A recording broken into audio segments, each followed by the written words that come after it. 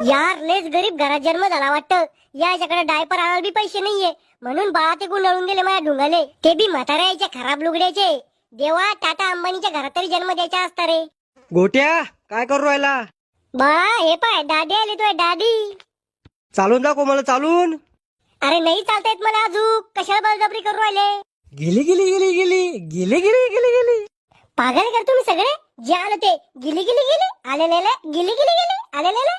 लय राग आहे तुम्हाला अशा लोकांचा, पण लहान पडलो म्हणून काही करता येत नाही.